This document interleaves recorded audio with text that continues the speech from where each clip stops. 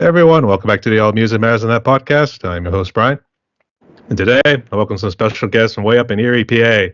We got the boys and the gal from Eden on Fire. How y'all doing today? Hi. We are great. Good. Good. Just Right. came off Just- an all-day rehearsal, so we're having fun. That's good to hear. And just to give everyone's name, we got Amy, then we got Rick, Scott, and Mike. All right. Hey. All right, that's all good.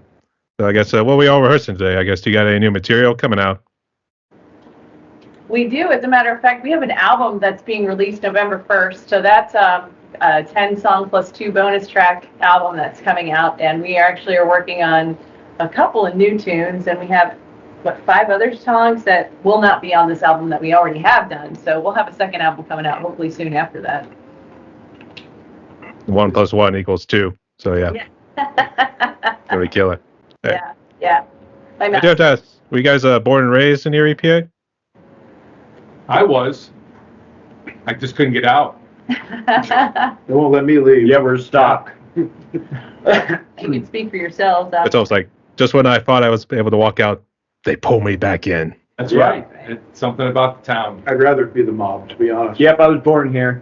You were raised in Erie County. I was born Erie County. Yeah. Close enough. So I've been a little bit all over. I wasn't born in Erie County, but I moved up to Erie County when I was pretty young. And then I moved away to Philadelphia, lived out there for a lot of years, and then came back. So here I am. All right. That's good to hear. And just to fill you guys in, I'm actually from Pittsburgh. Okay. Our sympathies. No. Yeah. Hey, I'm a true Yinzer, so watch what you're saying there, buddy.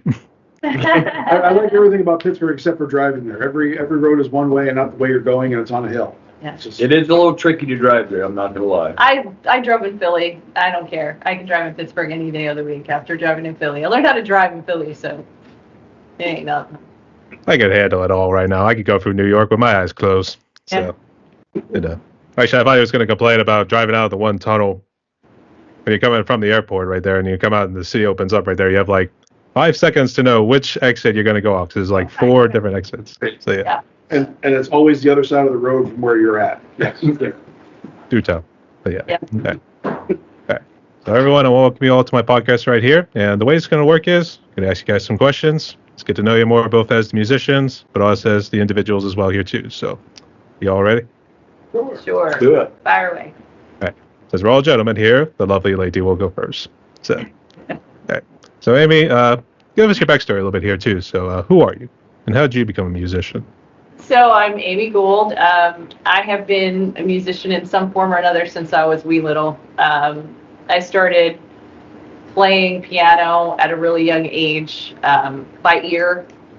I had grandparents who had organs and pianos in their homes. And so my parents saw that and went out and bought, they didn't have a lot of money, so they got an old upright piano that was one of those like antiques that was missing keys and broken strings in it, but I learned to play on it. Eventually they got me some piano lessons. I think it was like in 4th grade. I took piano for about a year in 4th grade and just started really playing a lot by ear. I started writing music that young. So just little ditty songs and stuff like that. But I wrote a couple of things. By the age 16, I was writing songs, like real complete songs. I was in my first rock band at age 16, a cover band. We had a high school kids together. We were actually pretty good. I went back and watched a video not too long ago. I'm like, wow, we actually were really good. And we played a high school prom. We were pretty good. And then I was bitten by it. So after that, it was just like, this is what I want to do. But I took classical voice lessons. I went to college for music for a short period of time as a vocal performance major. And then I dropped out to be a rock star. So so that's sort of my background. But yeah, in one form or another, I've always been doing some form of music. When in doubt, take the rock star route. This is what Yeah. I like to say. So, okay. So I don't know who's technically the oldest next here too, but I guess let's do Mike instead. So I play the drums. I get to hit things legally, as I like to say. Right. I tried different instruments in school. It was violin, I was horrible at it. Trombone, I was real bad at it. Tried playing bass for a few years, then I realized I have dignity, so I Wow. Realized I'm pretty Have you useless with started it. They have already? strings on it. Found I was much better at beating on things. And I've been playing for, God, 34 years. For the most part, self-taught. So one of these days I might figure out what I'm doing. I have a big, huge drum kit because I can hide behind it and people won't see how bad I suck. So. Not true. He's a great drummer. Yeah. I paid Rick to say that. With every Yes. They're also good that I've had them all microchipped and they're not allowed to leave, so I know where they are at all times. Really watch. With a brain implant. We wanted to say that. Yeah, yeah. So if I find my iPhone right here, we're able to find where Mike is. So Don't know if we could get away with the brain implant. We are musicians. Yeah, that's not gonna work. So. Just rattle around in there. Yeah, I say we are in the metal community. We do headbang a good bit here too, so I think we might jog it loose. yeah. True that. True that. I stuck them in your butt. Oh, Oh, Up nice. the ass and to the left. Oh, that. Yeah, yep, up the ass to That the left. explains the itch. Oh, boy. I would say those are the most annoying ones, to be perfectly honest. I would say that. There's no subtle way to scratch your asshole. Yeah. We'll make a YouTube video about that next. So, this is our life. We like making funny shit up. So. Okay. Rick's already read. Well, I guess, Rick, if you want to go next. I guess ever since I heard the first Black Sabbath album, I was kind of just struck with playing guitar, and it just progressed from there. I was in some original bands when I was younger. Took some time off, like 15 years off, and then ended up with Mike contacting me in a roundabout way, Mike and Amy, and pulled me into this project, and it's been a whole lot of fun, and I've been enjoying it ever since. All right. I guess Scott to close it out. Yeah, With all the sarcasm. even with all the sarcasm. the, Yes. the corruption of his good character and morals. Yes. Jimmy. I should quote back Sabbath. What is this that stands before me? So, yeah. That was the one. He wonders that just about every Yes. rehearsal and every show. Yeah. Somehow I think that's a horror movie every night, to be honest. So, yeah. Sorry, Scott, go ahead. I started playing when I was maybe 15. I started playing guitar. I had a buddy who was like 14 who was freaking, he could hit every Randy Rhoads lead out there. It was amazing. So I just kind of had a natural ear for it. I picked it up pretty quickly and played guitar till I was 20, 21, something like that.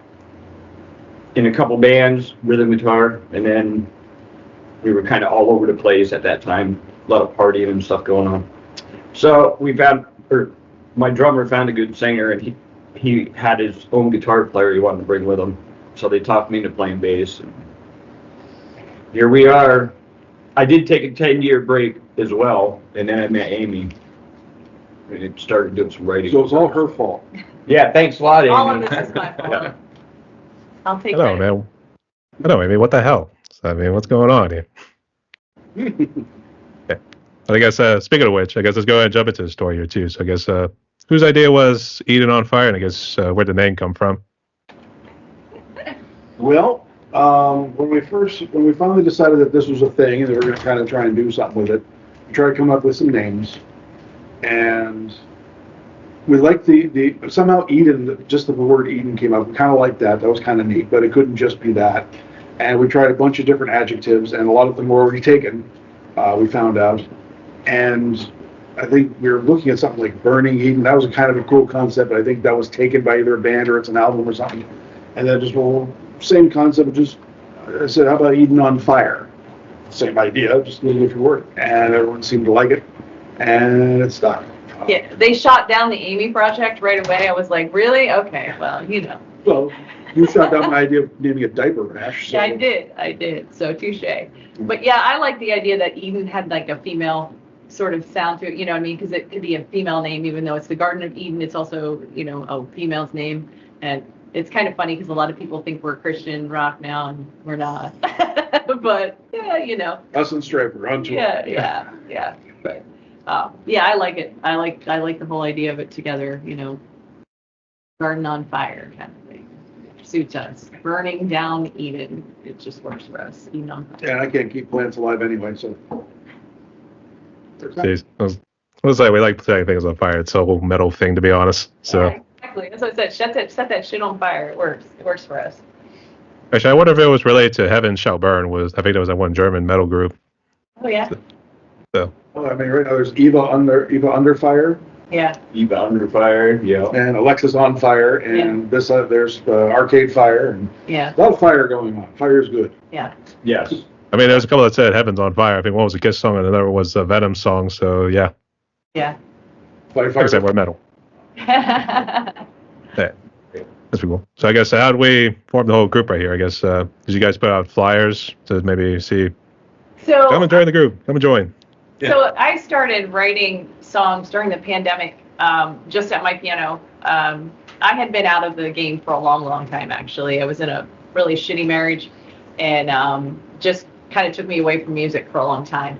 And I hadn't written in years. And then I got out of that marriage, and pandemic hit, and got stuck in the house. So I finally sat down at my piano. I hadn't written in years, and I thought, I got some books sitting here on my piano that had some chords written in it from years ago. What are these? There's got to be something. So I just started sitting down, and it just started flowing.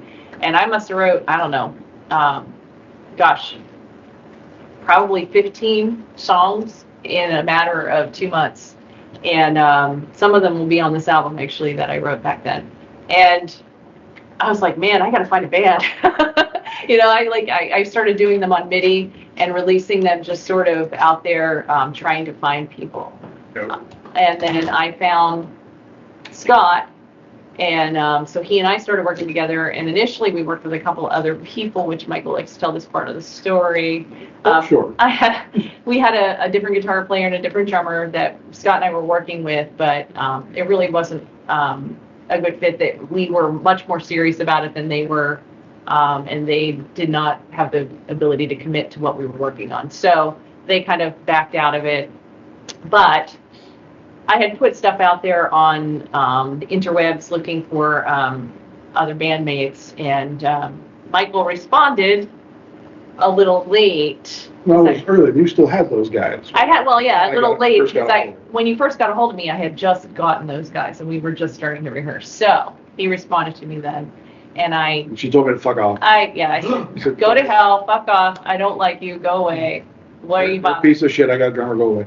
No, I said, oh, I'm really sorry. I have people I'm working with right now. And at that point, I had no idea that wasn't going to work out. So then those guys didn't work out. And so I came crawling back on my hands and knees and saying, I'm so sorry. I told you to fuck off and I hate you, but I don't anymore. So would you please consider... We were just kidding. It was the story of my life for every woman. Oh, I hate you. I said, really, in reality, I said, are you still available? I said, because the people I was working with are no longer interested and I'm looking for people again. And he said, well, I'm currently trying to put a cover project together, but I would be interested. So the three of us met together and had a little meeting and talked about it. And at that point, too, I had found another guitar player who started to work with us as well. So the original setup was a different guitar player who kind of flaked out on us. So a couple of times. And so we've had a couple different guitar players that it was kind of a revolving door for a while. And then we found Rick and I microchipped him. Just like that. It's actually the cover project you guys were working on that I was originally going to come join, but Right. it disbanded before I got a chance to play with you guys. It did. Yes. So then Mike says, hey, would you be interested in an original project? I'm like, absolutely, I would be. I've always loved original music, so for him to ask me that was just great. And here we is. And he Here was we there. are. Here we are. It helped. Eden that on fire. he- you know, Yeah. Yeah. And he showed up to rehearsals, which was a big improvement from our other guitar players. Yeah. Which I didn't know at the time was the only criteria for staying in the band. Yeah. Yeah, the bars. Thank God. It was- Yeah. Yeah, Well, so, wait a minute. We did have one that showed up, but we were ready to tell him not to until he decided he wasn't going to show up anymore. And we were like, thankfully, we didn't have to tell him not to show up anymore. So that worked out well. Oh, yeah. Yeah. Okay. Yeah. Mm-hmm. We had so many mental thank God moments after that Yeah. sort of the moment Yeah. there. Yeah.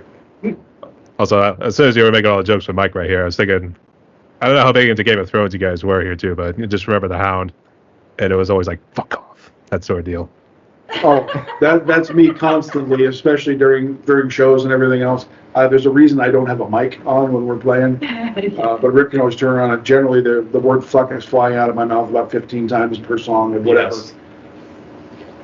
Well, let's say the mics are pointing down in this case. They're focusing on the things that you're hitting. So Yeah. Sometimes. legally, the things you're hitting legally, we have to say. I always have to worry about the beginning of Fallen because I'm the only one playing it. Mike plays, some shimmers and stuff. And like, I don't even want to know what they're doing behind my back because they're all waiting for their moment to come into the song. And I never know what's going on behind my back and just don't even want to know. That's right. We're all doing the butter churn. Right. Well, that's what I do at the beginning of Listen to Me. When everything comes in, when he's just playing the guitar thing, I'm back there marching. So Oh, yeah. I've seen you do that. a lot of cheer. Actually, I'm back there. I went to a Green Day concert not too long ago, and one of the lyrics in one of their songs in Homecoming was like, "Nobody likes you. Everyone left you. They're all out without you. Having fun." Don't say Mike Dirt. So yeah. There you That's go. pretty much it. Yeah. Yep. So I picture it. I always seem to find a marching pattern to it too. It's always funny for some reason too. I have no idea why. So weird. The music does that to you too. So, Yes. but I guess how you guys been in terms of music wise here too? I guess how's the music scene up in Erie? And then we'll jump into COVID afterwards. So up here, it's a happening scene up here. Unfortunately, it's more of a cover band scene for our sake. There's a lot of shows up here. You can pretty much, I would say Wednesday through Sunday, you can find a show here in Erie, pretty much at more than one place. But it's very cover band friendly and tribute band friendly. It's a little harder for us as an original act. There's only a couple of different venues that are really friendly to all original acts, but we've been able to kind of cross the threshold a little bit. We've gotten a little more popular now, and there's some venues now that are letting us in that were only for cover bands that now suddenly are letting us in through the door. So that's been good for us. We're hoping that helps open the door for some other original acts, but yeah, it's very, very cover band oriented here. So, but it is a good music scene. I don't want to diss it. It really, there's a lot of musicians up here. I mean, a lot of talented people. And not even just metal. There's a bunch of different genres. Oh, yeah. Oh, yeah. For the original. There's a lot of Absolutely. fantastic folks, and all of us, not just the metal folks, all of us are, sometimes it's a bit of a struggle to find gigs or find somewhere to play. Yeah. There's a handful that are pretty dedicated to the original scene, and some others are, like she said, or some will start to come around a bit. Yeah. So here's hoping. Yeah. Yeah. Fingers crossed, that old stuff. But yeah, but it's pretty much a similar scenario in like other parts of the States in general, and even abroad too. I mean, there's people saying like you're getting more cover bands and tribute bands these days Yeah. than you are with like original acts. So it's a little bit of downside. But I guess jumping into COVID right here, and this one could be a two-parter. But I guess first off, how bad did COVID impact you guys personally, family-wise, and then music-wise? Musically, we came together when things were kind of opening back up, so COVID didn't really affect the band such as it is too much. It actually affected us in a positive way in some ways because that's when I wrote all the music. I left the band I was in right when COVID started, so I the first year or so of the pandemic, my stuff sat in my garage, and I was just taking care of my family. So I was just doing my thing, working. I was at the tail end of my 10-year hiatus of not playing bass, so just kind of just doing my thing. I had to work every day, so because where I was working was essential. So same. yeah. Which, being self-employed, they didn't consider me an essential business. So the COVID hurt me a little bit, business-wise and income-wise, but we made it through. Hopefully stronger. And We consider you essential, Rick. yes, well, the government didn't. So for me, I actually I work in education, but I am a subcontractor. So it was really bad for me because they closed down the schools. And I work with cyber schools though, and in Pennsylvania, the cyber schools closed down with the brick and mortars at first. And so they shut everybody down. And for me, I couldn't collect unemployment because I was a subcontractor. So I was without income for all that time. They did eventually open the cyber schools back up, thankfully.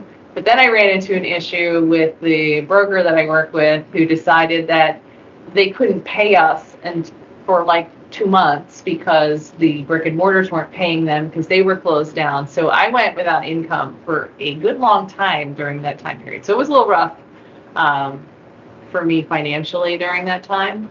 But again, I just dove my nose down to the grind on writing, and that was sort of my therapy through all of that and coming out of a really bad situation, long-term terrible marriage. And so it just kind of was not as bad as it could have been.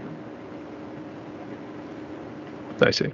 And sorry about you had to go through that tough marriage right there too. And that can kind of lump in with one of the questions we'll talk about here in a little bit. But I guess did any of you guys get real sick with COVID? I guess we all okay. I did. Rick's had it, what, like 7, 8, 12 times? I've had it so many times I've lost count. But the first time I got it, I honestly thought I was going to die. But, I got through it. And unfortunately, it was right around Christmas. And I like those peanut butter Christmas trees that you get in that time of year. And I could not taste them. Yeah. That's the only thing I remember. I hated that. The worst part about that might be the worst part of COVID. Yeah, that was probably one of the worst things that could have happened to me.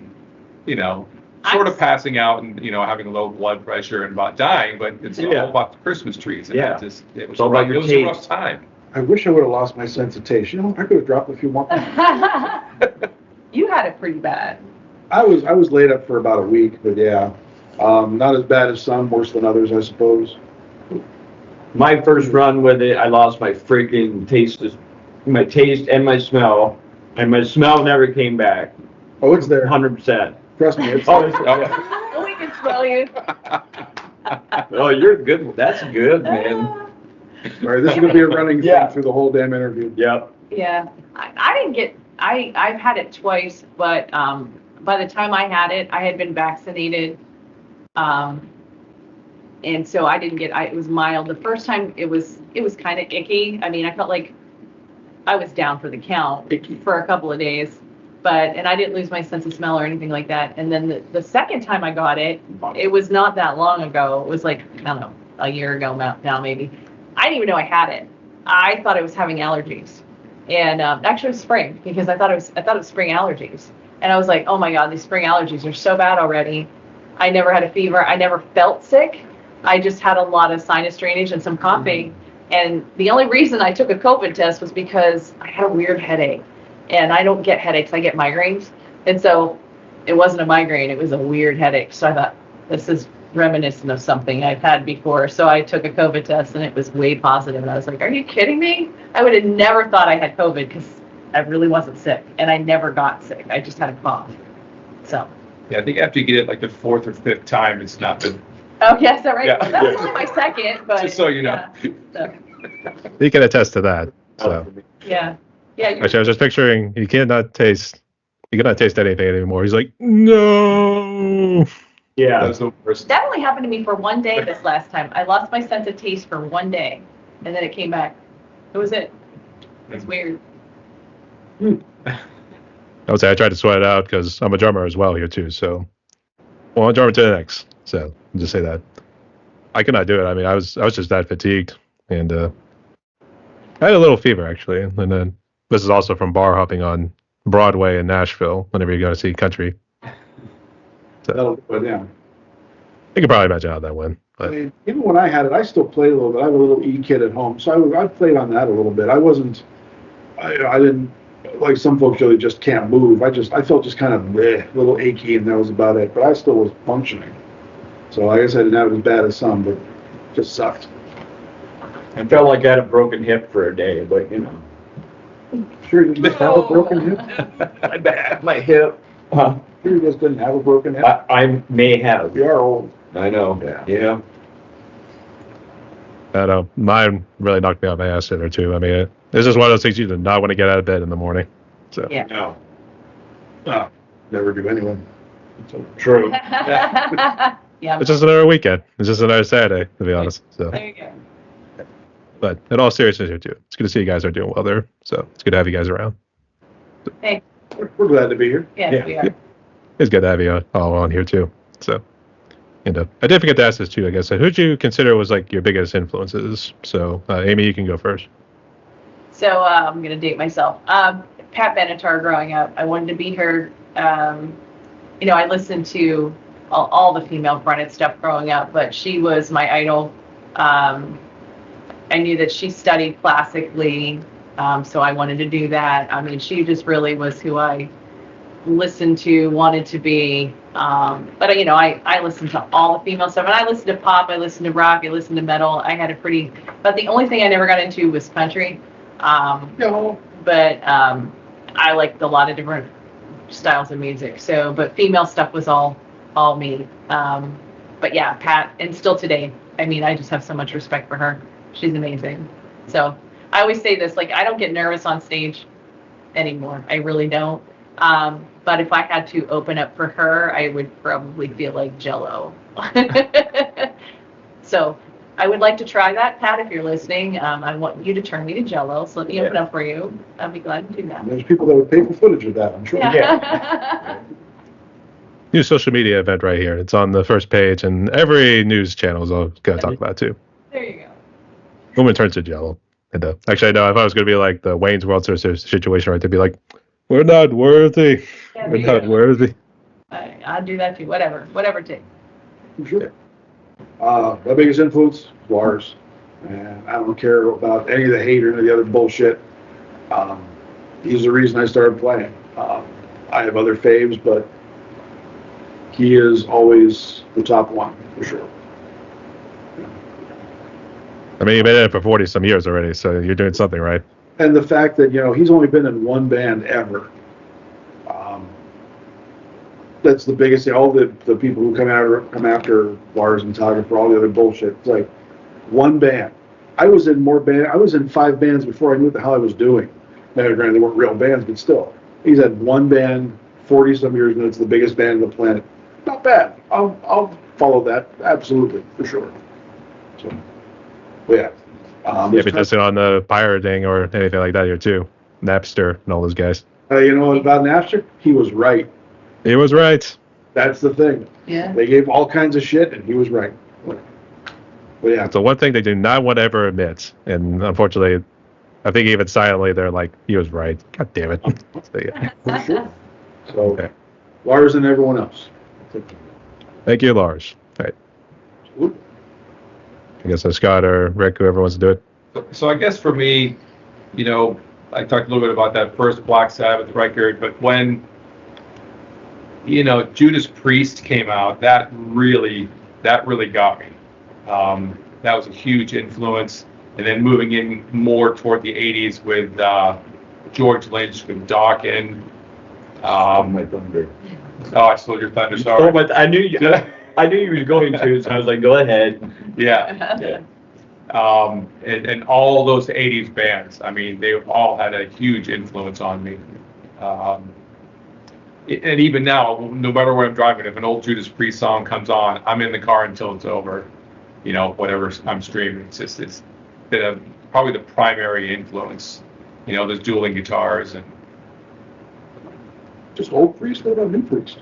New Priest is good. I like New Priest. It's fast. Firepower was a great album. It's a great album, but there's something about that old, sort of unrefined sort of guitar work, And they were great back then, better than I could ever imagine to be. But it was just more of a stripped down sort of guitar work back then, which I really appreciate. Until they hit the leads. Then it was blistering. I know.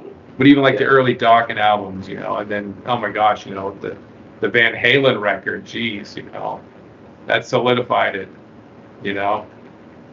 Oh man. Oh yeah. I can't tell you how many times I listened to Van Halen, just danced around, just I just danced around. I wasn't really even thinking. I just was in the groove, to be honest, there too. So. Yeah, and that first Van Halen record, I mean, there's a lot of B-side cuts that are just amazing. That whole record was amazing. Which one was But it? Van Halen. the first Van It's Halen called record. Van Halen. I think it was just Van Halen, yeah. Because Little the Little second one was Dreamer. Van Halen. Oh, all the, yeah. Yeah, Little I Dreamer. love that album. That Great, album's great awesome. song. Because Yeah. the second album was Van Halen 2. Yeah. So I mean, technically, the third one was Van Halen 3, but then I guess they threw in Women and Children first as a title, just to avoid that repetition. So, yeah, Didn't they call the one with Gary Sharon? Wasn't that Van Halen 3? yes, he is right. So they just can't number things properly. They came full circle, to say the least. Yeah. So, and I would say, in terms of Judas Priest, I would say nothing beats "You've Got Another Thing Coming" or that "Scream for Vengeance" album. So, Oh, yeah. that is a great Vengeance record. is awesome. Absolutely, yeah. There's not a bad song on that whole record. British prepare to scream for vengeance, ladies. So, Yeah. okay. And Scott, go ahead.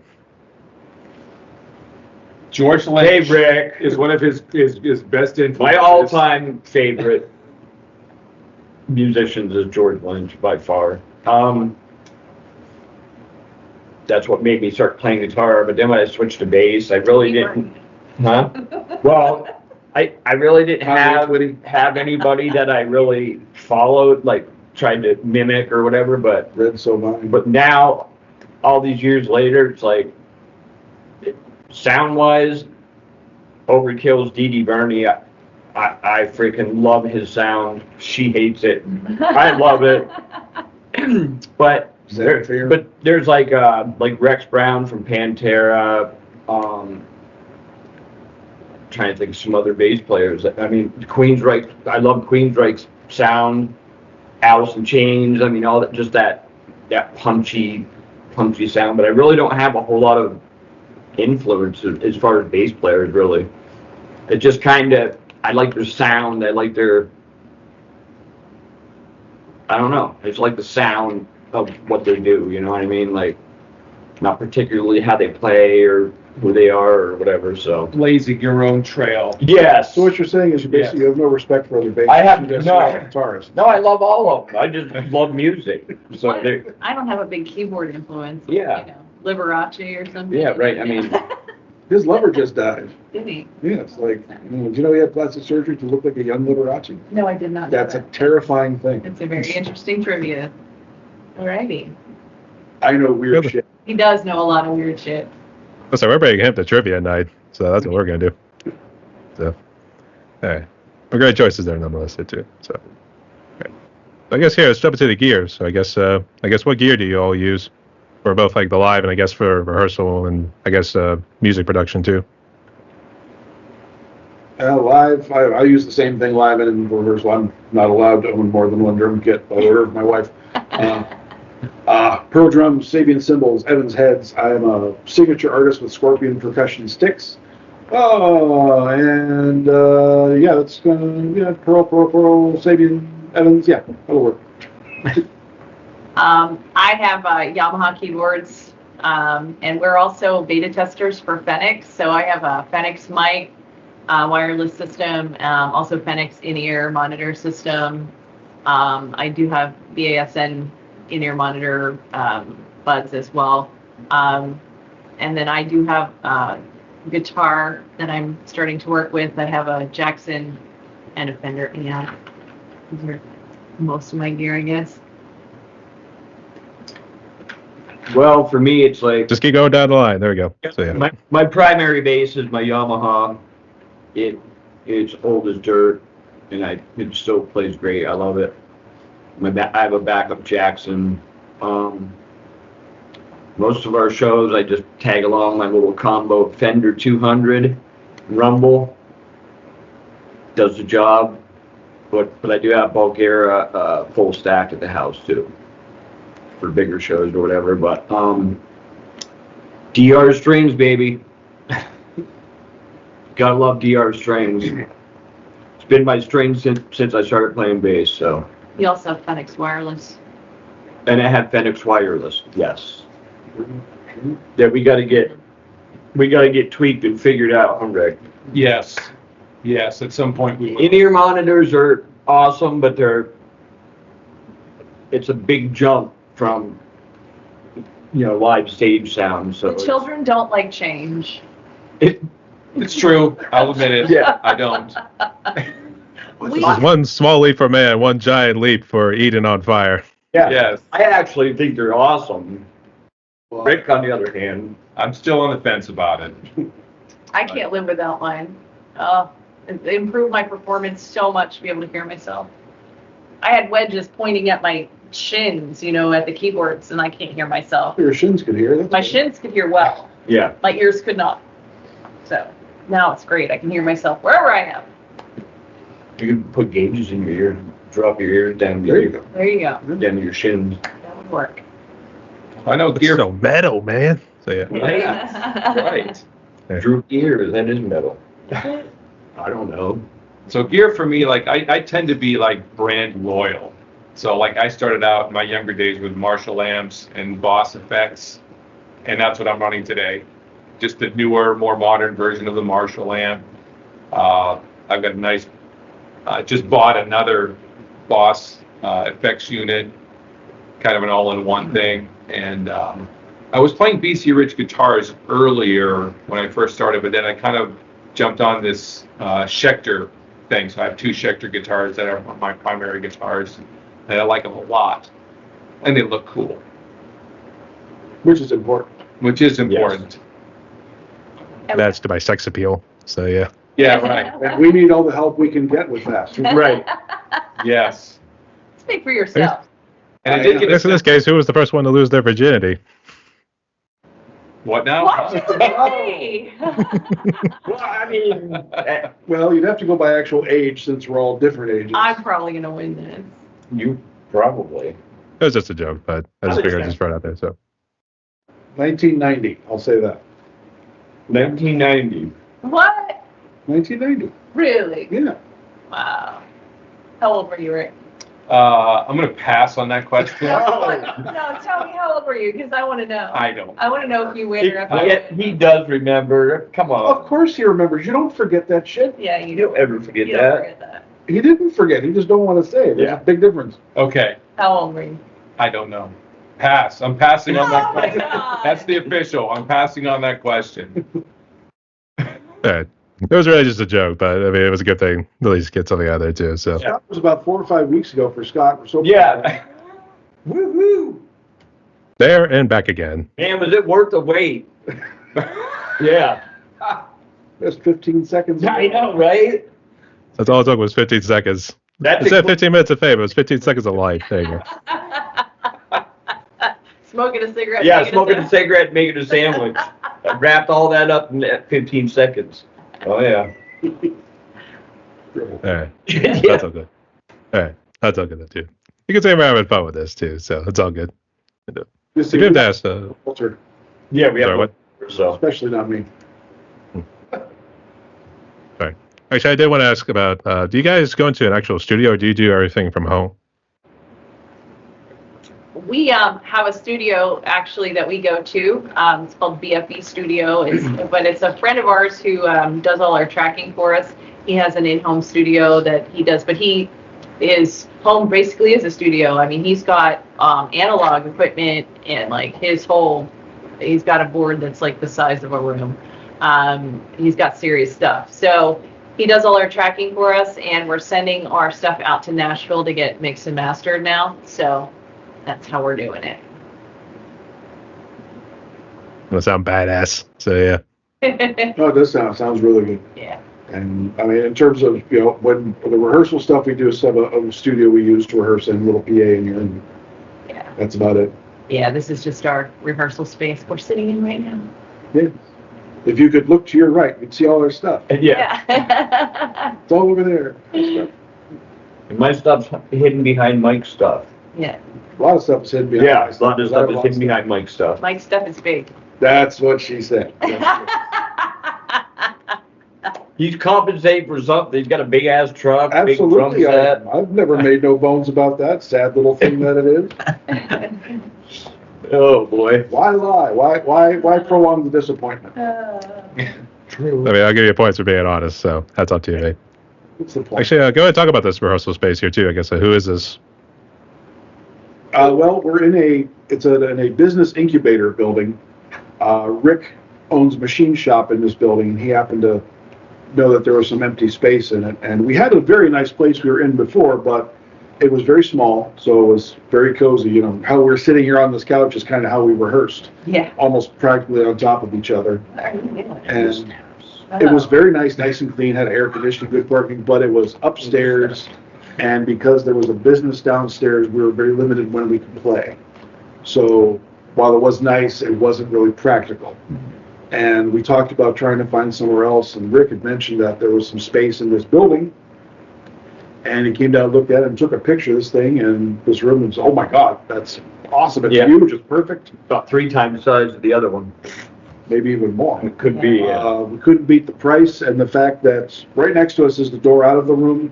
From here to the outside to load is about 6 feet. Yeah. And it's all ground level, so loading in and out is a breeze. It's just wonderful. We have 24-hour access. There's no restrictions on when we can play or when we can be doing stuff, because I show up at weird times to both tear down and set up for shows and whatnot. So it's perfect. It's a little out of the way, it's a little bit of a a drive. little bit of a drive for us, but I'll take that compared to what we were dealing with for sure. For Yeah. The steps were brutal. sure. Yeah, steps are awful. Yeah. In other words, thank God for Rick. So there we go. Yes, Yes, that's what I'm hearing. Yeah. Yes. Good job. because it's You're true. welcome. Yeah. You're welcome. And he also plays guitar. Yeah. I do.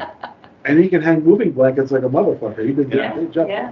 I sometimes wonder if that was my only purpose here, was to provide space for the real musicians Oh, We let you write some riffs once in a while. once in a great while. And I almost let you keep some things once in a while in the songs. Sometimes. Yes, I know. I say with the way if he's taking up space here too, they're going to think you're into astronomy next. Yeah. You never know. There you go. Thank you so much, Rick, for putting it all together right here too. Okay. Yeah. So we talked about that. Here, let's talk about like how you guys create the song, for instance, here too. So, I guess how do you guys normally create like a new song? Do you always start with like a riff or something, or do you sometimes have the lyrics written and then try to build the song around that? So most of the time I come with something. Like today we're working on something. I sat down, I usually sit down with the piano or sometimes even guitar, and I come up with a structure of something. And then lots of times I'll send it to Rick before the rest of the band even hears it, which is what I did this last time. I wrote something just real basic on the piano with all the lyrics and vocals kind of figured out. And I said, here, I know this is really repetitive and redundant, but this is the idea of what I want, and I want it to kind of build and do these things. Have at it. So he worked with it a little bit, and last rehearsal we kind of started to work with it a little bit, and today we kind of worked on it a little bit more, and it will morph. They always do. So that's kind of what happens a lot of the times. There's been a couple though that I just had lyrics for, and Rick came up with the whole backbone, and we did it here. But we always kind of do it together Right. here. And even when I've written, like some of the songs, I would say Fallen is the only song that really didn't change, except for that one pause, really. I mean, other than that, Fallen I wrote, and it really remained Fallen. It just, We tweaked the structure a little bit, I think. it never changed. That one pause, that's it. I played the exact same thing I've always played through there. And you guys coming in with the heavier stuff, but other than that, it's the same song. But the rest of them, even when I've had a complete song from being finished to end, we've done something. We've changed something. rip it apart. I'm Yeah. ready. You see, that's what happens. If I come in with a new riff idea, I play it, and then Mike does what he does, which is basically rips the whole thing apart Yes, and then reassembles it in a whole completely different way. but it works. He's very good at, like, he'll say, I don't do music, but he's good at like orchestrating things. He is very good. And keeping Rick and I from killing each other. And, no, we work really well together. I think we both, Rick and I, have to sacrifice things a lot of times, both of us, as we're writing. Because we both will have ideas about what we think the song should be like, and then, one of us will have to give up something, usually. But I tell them no. There's always something that gets sacrificed one way or another. So yeah. Yeah. But it always ends up being a better song in the end. Yeah. I play bass. Good man. We'll Just give you play a the cookie. damn line. Yeah. I'm gonna say he's like the Meg of the group from like Family Guy. They'd be like, "Shut up, Scott." Yeah. No, he has micromanaged a couple times and gotten his head bit off. But I know, right? Yeah. When I do jump in, it's like, it looks could kill, man. So, yeah. We tell you to shut your whole mouth. Yeah. You don't even have time to tell me that. She's on it. It's like, okay. I should expect like a Three Stooges sort of slap right there. Be like, "What's the matter with you?" That's it. Yeah. Yeah. It's been close. Yeah, It's been close. Yeah. And I've said before that sometimes creating music is a bit on the painful side at times, but we always come out of it with what I think is a really good song. Yeah. So it's Well, it worth could have been a natural disaster somehow turned into a natural beauty. it. We've had those where we've had to kind of table them for a little bit and we bring them back, but yeah. I don't think we've had a song that we've tossed aside and never went back to. Yeah. No, we eventually get back there. It took us a year and a half for the one. Yeah, that one what took us a hot minute. But we did it. We finally Yeah. finished it, and now we're playing it out. So, yeah, sometimes it takes a little longer than others, but we've some of our writing kind of got backburnered a little bit because we started getting really busy. But we're trying to get back into it now, a little bit more dedicated to that writing process again, because we realize we've got this album coming out. And we want to have another one, so we want to get back on that horse. Let's keep it rolling, people. That'll do. Yeah. Yeah, and sometimes it's just not so much a clash, but you got all these different styles and influences looking at songwriting. Amy approaches stuff different than Rick, and Scott approaches stuff different than, and I have different ideas than them. So it's trying to find that kind of happy medium between Pat Benatar, 80s metal, Scott, and the heavy shit that I generally listen to. I'm trying to find somewhere that sits in the middle of all that still sounds okay and works for all of us. So it is work sometimes to get something that fits, or trying to get your point across, because we all don't speak the same musical language, Right. as we found earlier tonight. Flappa, Yeah. flappa, flippa, Yes. flappa. Yeah. Something. Yeah. So, yeah. Sometimes you run into that. Rick has this idea, and he's trying to explain it, and it's not there, or vice versa. When I'm trying to explain an idea I have for an arrangement, I go, "You do this, then you do that thing." Which thing? That thing. I don't know what you're playing. That thing. So it's wading through all that stuff and trying to kind of build a language that works with all of us to put this stuff together. So yeah, it takes a while sometimes, but But it works out pretty well. I think we've written some pretty neat shit. I think Oh, we have I to, do yeah. too. I think our album is, I don't think there's a song on our album that isn't kick-ass, but I mean, I'm a little biased, but, Just a little? A little? Just Yeah. but I think people are going to like it.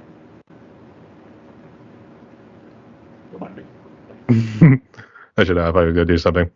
Mike's been like doing like these little things right behind your head too. I'm just waiting for the bunny ears to start happening next. I've seen the two of them. He over here a minute ago, he was like doing steps over Well, my head. I was talking about the steps. I didn't want to interrupt Doing you. over my head. Yeah, I didn't want to interrupt you, so I was doing the staircase thing. Yeah. I knew what you were doing. Yeah. Just so you know.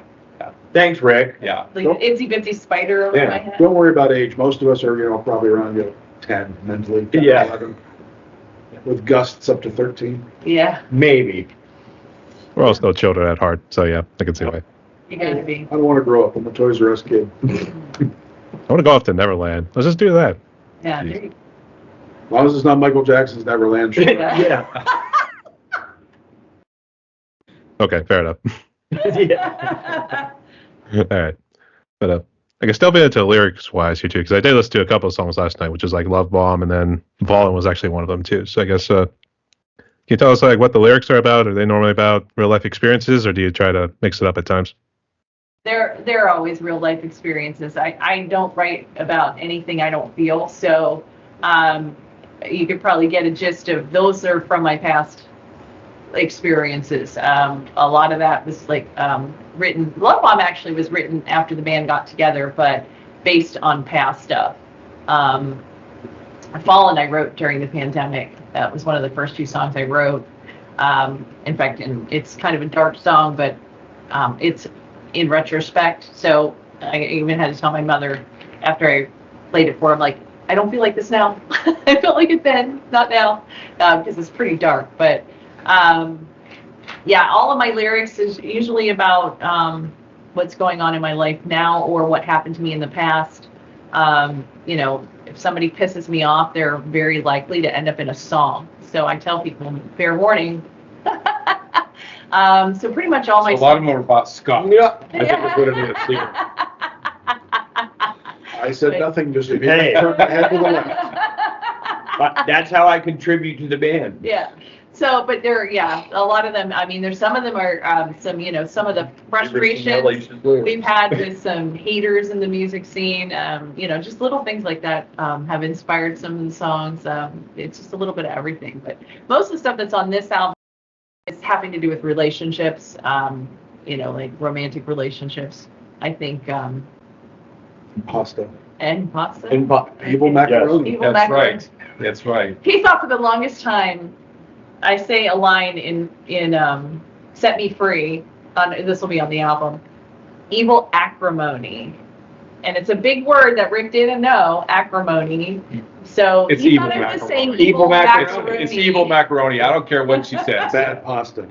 Bad Yeah, pasta. bad pasta. Evil, Or, evil Velveeta shells and cheese. Damn right. when we're writing stuff, you know, we're, you know, playing with the lyrics, you know, Where Love Resides for the longest time was called chili cheese fries. Yeah, it's always something weird. Cottage cheese. Cottage cheese thighs, yes. That was one. For a while, I couldn't remember the name of the song. It was Cottage Cheese Thighs. I'm like, what the hell's the name of our song? I can't even remember what it's called anymore. Oh, Like, I'm hungry. Let's go grab a taco. yeah, Yeah. right? You know, she writes, you know, serious, meaningful things, and we're, you know, making fun of it all the time. It's, Well, and half the time, they don't even know what the lyrics are. They're like, they have no idea what I'm singing about up there. So it's like, it's all good. It's better that way. It's probably because one of these days I'm going to write a song about the entire band, and you guys aren't going to know it. We won't have any idea. Nope, no idea at all. It's going to be, you don't know what I'm singing about. I'm Rick talking will about be like you. this. Wait, you're singing? There's words? With piano too? What? It's in there somewhere. Yeah. I thought it was just a guitar feature. Hey Rick, how are you with your monitor over there for keys and both? Yeah. I'm good. Yeah. I'm good. I don't need any more. You turn my guitar a little bit though. Yeah, there you go. Just thinking back to evil macaroni too. I mean, he must have had a bad experience with Kraft's mac and cheese when he was a kid. That's just what I heard. I don't know. That's just what I heard. Yeah. You have a bad run-in with a box of cheese and mac and cheese? Mac Somewhere and in my cheese is past. from the gods, man. That's not, there's no bad mac and cheese. No, I don't. Well, I don't know. None of that Easy Mac stuff. I've had a box of, oh, that stuff is gross. I don't dude. know. Oh, We had a box watery and. of like Mm. generic Kraft mac and cheese the other day that must have been sitting on the shelves at the store too long because we opened it up and had those little pasta beetle things in it. That would have been a bad box. Protein. Cooked That's that. protein. They'll charge you extra for that. I know, right? If we had cooked that, it would have been bad news. Yuck. Body- I said normally the mac and cheese is the nectar of the gods. That'll Improved, man. Body built by pasta.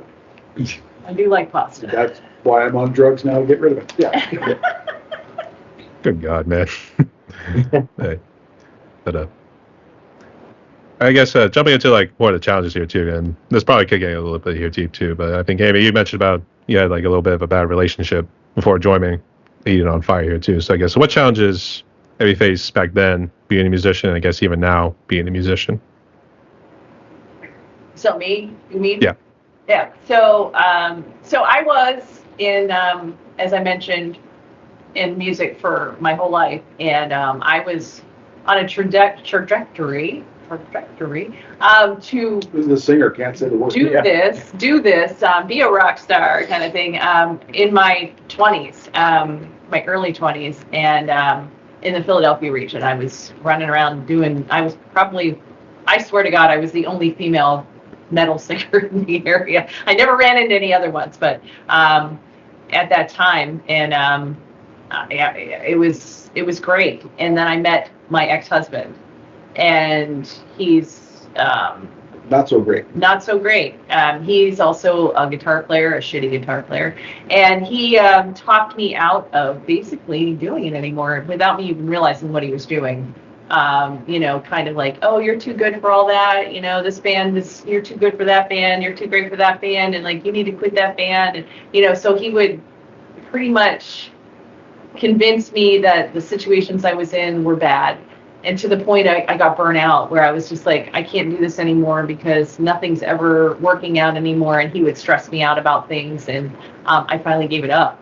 And I gave it up for a lot of years. I did things that were related to music. I did classical stuff. I did, like community theater, and I sang with the classical orchestra chorus for a lot of years. But the rock and roll stuff was put on the back burner. And it was stuff that was really missing from my life, but was not in good places. And he was an abusive person. So when I finally realized what was happening to me, I think I was just like in a fog. I didn't realize what had been happening to me. It was a lot of years of this. I have a son, and I finally kind of saw what was happening to him, because he was starting to be like that with him. And it kind of brought me out of it. I snapped out of it, got help, and we got out of that. And then I was like, who the hell am I?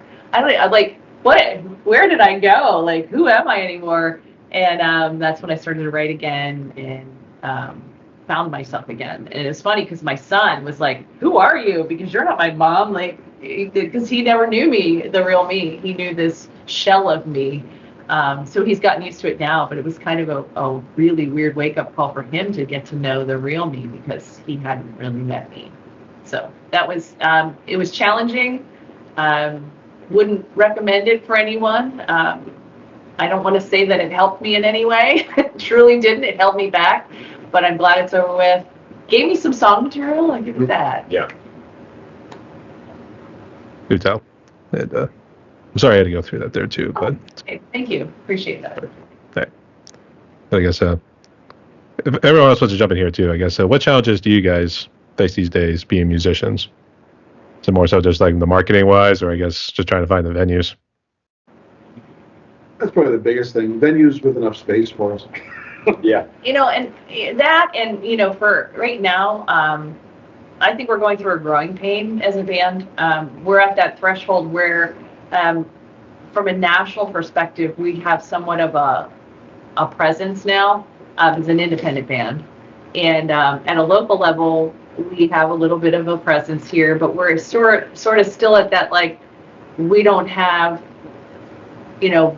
big backing to go on a national tour. You know what I mean? So we're sort of at this, like, sitting at this in-between land right now. So we're trying to get ourselves past that point, because we have people wanting us to come play in their states and their different areas and stuff, but that means we're all going to be spending money out of our pockets to do it, because we don't have that backing yet to do that. So we are signed, but we have a distribution contract. So we're looking to take it to the next level, I guess, is where we're at right now. So it's kind of a growing pain still for us. But yeah, I think that's, for me, I manage the band for the most part. We did just pick up some management recently who's going to help me especially manage some of this stuff, because I've been wearing a lot of hats and trying to do some things that I've never had to do before. So some of this is just a learning curve for me. I've never had to manage a band at a national level, and that's what I'm trying to do right now. So that's new. So I do all the social media, I do all of the marketing, I do all the booking, I do all the, all of it, all the making sure the contracts with the record label and that they get the music, and that, the album cover design gets done and uploaded, and all of that. So it's a lot, but we're getting there. I think, to me, that's the big challenge. And then, as far as venues around here, I think we have our foot in the door in enough of them right now to keep us busy enough. I would like to see us go away from this area Venture. and venture, but be able to do it where we're not losing money Losing money, yeah. at a personal level, especially. I got spills. Yeah. Yep. We all have bills, so I mean, it really is no challenges for me personally. I mean, You have no personal challenges. I mean, Oh, yeah, say that. Oh, Please say that. hang on a minute. Okay. Okay. No. Like I mean, we all have to like sacrifice shit here and there. You know, I missed my daughter's baby shower a couple weeks ago. You know, like I hunt, I fish. There's like trips, and there's first day of this and first day of that. There's things that I have to work around the band sometimes, but it is what it is. You also I mean, have some personal stuff that you're dealing with that you have to be in bars around all the time. I am in recovery. I'm pushing on a year without drinking, so I don't drink anymore. So I mean that's really not as challenging as you would think it would be, playing at these venues, like being around alcohol, because these guys like are a huge support, and they don't drink around me. Really. We yell at them, basically. Yeah, yeah, they don't drink around me. We're not a drinking band when we play. We play sober. You know, I mean, these guys might have a drink afterwards or something, but it's not anything. It's not anything I like anyway, so it doesn't even bother me. Now, if you come up with a fireball and put it right up under my nose or something, you know, that might trigger me for a hot second. But I mean, it is what it is. I was more of a lone drinker anyways, so I think my challenge would be being by myself. So being around a band and playing shows and stuff really doesn't bother me. You know, it's just another thing. Nothing but a thing. Yeah, and there are a lot of personal challenges when it comes around the family. I know for me, Yeah. you know, I've missed a lot of stuff because of music or shows or rehearsal, and so there's a sacrifice there that happens, and my family's been super supportive, and you know, I appreciate that, but it can be tough sometimes, you know. So for me, it's the biggest challenge is trying to make enough time for family and music at the same time. Yeah, I can see why. Actually, the whole thing with Scott right here, I was thinking like every bar is like the Garden of Eden here too. We just had to give him like an apple cider or something. Yeah. Like, Yeah. Yeah. Scott, don't eat the apple. So, Yeah, right? He drinks a lot of club sodas. Yes, lots of club sodas. I pee a lot after our shows. I don't sleep very well. I'm up every hour, you know. Yeah, I don't drink when I play. I haven't for years. I'm not recovering. I learned when I was about 22 that drunk drummer is bad drummer. Drunk drummer thinks every song needs a drum solo, and drunk drummer is worse at soloing than sober drummer. So I don't do it. Plus bands I was in, you know, I had a Metallica tribute band for a while, so I had a lot of shit I had to remember. You can't do that if you're hammered. Plus, you know, drums are expensive, and I have to drive them around, and I don't want to destroy them. And my day job is driving, so if I get a DUI, I lose my job. So there's a whole litany of things why I don't. And I think hopefully that helps with Mr. Scott here, the fact that I'm not doing that around him, so there's none of that temptation. Yeah. And that's a great thing about this band, I think, too. Like, when we come to rehearsal, when we go to the studio to record, when we go out and play, never drink. There's never any drinking. It's always, you know, fun and business. Yeah. Lots of Coke. Lots of Coke. Yeah. Lots of Coke. Yes. But no Coca-Cola. no No drinking. drinking. Oh, Never. Coca-Cola, I We don't meant. drink. Yeah, Coca-Cola. Oh my Yeah. God. And I want to clarify, when he says he's on drugs, he's on prescription drugs. Yes. And there's no drugs in the band either. No drugs, no alcohol, which I think is a positive. You know, I think we're all older here in this band. I think we are. You think we are? We think we are. And, you know, we all did all that shit when we were in our 20s and 30s, and now it's like, you know, we have I kids fell of our asleep own, on stage once or twice before. Yeah, and we don't need to do that I'm not shit going to anymore. lie. You know, what he said, you know, like, there's, I'm not going to lie, when I was sitting there writing some of these songs, I'd have a couple glasses of wine at my piano, and I realized after the first glass of wine, my fingers didn't necessarily play Fallen all that well. I don't know where I was going. You lose your, your coordination. There's no way I'd be up there singing and playing under the influence. Even one glass of wine throws me. So, we basically said, even before Scott completely quit drinking, that no alcohol before we play. You guys want to drink after? I don't care, but no before, because we want to be a good band, and we're not a party band. That's not our goal. Or the after party band, as we like to say. Yeah. Yeah, it's even I know after shows sometimes, I know Rick will sometimes have a drink or two. Yeah. I got too much shit to do. I got this monstrosity I got to tear down and put away. I don't have time to drink. When I'm done, I'm tired. I work a day job and I work a really shitty schedule. I start at 4 a.m. So, thankfully I don't work weekends so we can gig, but there's plenty of gig nights that says, all right, I just need to go or I'm going to fall asleep standing up, which wouldn't have happened 20 years ago, but as she said, we're all older now, much older.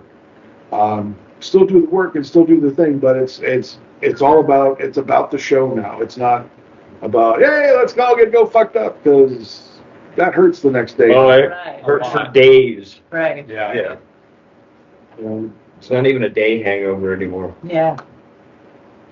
You at least have one day to at least get over the hangover. So yeah. Right. Yeah, at least. So when I go drink with my we go to a bar around the corner from our house, we can just stagger home. It's safer. That's true. And just congratulations first off for being sober, guys. So thank you all so much. Thank you. And try to avoid the coke. That's Rick. That's Rick's problem. Yeah, Rick's got a coke problem. One thing at a time, all right? One thing at a time. But it's specific. It's at McDonald's Coke, Yeah, which but- is different than the other Coke. Oh, But here's the thing. He won't even touch Pepsi or any other cola. It's like he's such a Coke snob. Well, there's only one Coke, and that's, like I said, I'm brand loyal. he's definitely loyal when it comes to that. Yeah. I mean, they got Coke Zero now, so I mean, like, are you saying that's blasphemy? I'm just saying that's not the same. It might be good for some people, but it's not good for me. But not for Rick. I need that sugar. I need something to get me high and bouncing around like a Mexican jumping bean. So yeah. I will tell you, ironically, I did try Mountain Dew the other day here too. It actually really got me back on my feet, to be honest. I was almost going to feel like I'm falling asleep at my desk. He's okay once in a while. I do like me some Mountain Dew. Yeah. I miss the Pitch Black. That was the don't best think stuff. Oh, that was so I good. never cared for Mountain Dew. The Baja Blast. Oh, yeah, Yeah. Mom Leslie. Remember the Pitch Black? When the first run of Pitch Black? I don't. I forget how long ago that was, actually. I always thought they kept it the same flavor. They brought Baja Blast, and I don't know what kind of flavors they got these days. Well, Pitch Black was probably close to 20 years ago. It was great, and it was fantastic. Oh my God, I couldn't get enough of that shit. And it was one of those limited ones, and it went away for like a year, and they brought it back, and it wasn't the same. It was not the same flavor. Bastards. That's before. How can we make it cheaper? Yeah, right. Of course Yeah. it was. Yeah. 20 years. Have it imported from China, as we like to say. Yeah, right? Yeah. But